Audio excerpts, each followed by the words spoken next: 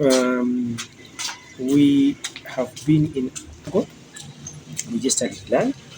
We started under one of the programs called DINU. We did it in War and by more. Where we did these programs and people got the customer titles, there are no more disputes. People know their boundaries, and in case of disputes, it just takes hours to resolve them. This time, about 2 months ago, when we came back, we wanted to create legal entities for clans and dogolas and also help them register their customary land so that they may receive certificates and have their land also in the land information system. Side by side, the freeholds, the leases, and the minor land. Now we have created these, we have registered these clans, many of them. To mention some, I think there is Patoro, Padian, Kakuku, Kabanda, and so many of these clans. They are now legal entities. In Uganda, you cannot own land. A clan cannot own land until it's a legal entity.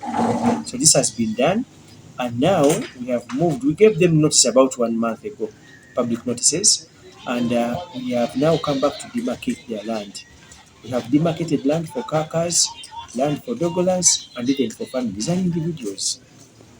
But mostly we're interested in the clans because they have big chunks of land, most of it is unutilized, and yet there's that opportunity to interface with the outsiders whom they can lend the land, hire the land, lease the land, or even rent out the land to them.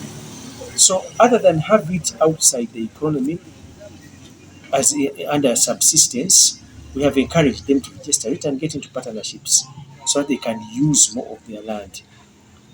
Now, what we have found after creating the entities is that the level of disputes between clan and clan, even amongst dogolas, even amongst the families, the dog gangs, the level of disputes is very high for just small pieces of land, 30 centimeters, 15 centimeters, and they are not agreeing.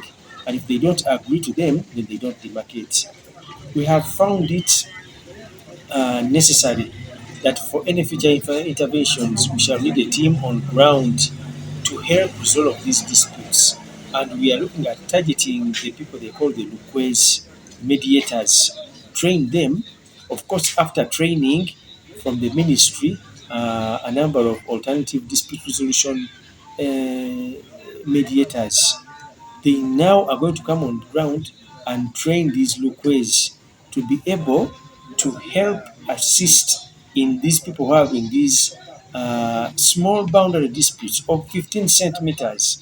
Here, if Lukwe says that you take 7 and you take 7, it is resolved and it's done, and they don't lose out on the demarcation. So it has affected our output in terms of registration because where we found disputes, we have not registered them. Area Land Committee has that mandate, but it cannot do both mediation and at the same time do the registration. So we have opted to leave it to the people we are going to train so that they may assist the communities to register their customary land. But we need to help the people of Acholi. It needs somebody who is tolerant, patient, who listens because sometimes these people make mistakes. Hmm? And if you are the usual official who goes legal, goes administrative, then you don't help, you are not able to help these people achieve the land registration. That's what I've also seen. So we need to be patient, we need to be calm, interface with them, talk. They have taken my photograph so many times because they think I'm a land grabber. I've come to grab their land. They have shared my mobile number. They have put it up at sub-counters. But it is important that you give them these documents because then what I've seen that they now build trust in you. Slowly they open up. They come and ask you how to fill the form, and ultimately you move on and have these entities registered. So patience, calmness, and not being so legalistic is something that I've seen, which is going to help us help the Acholi register their customary land.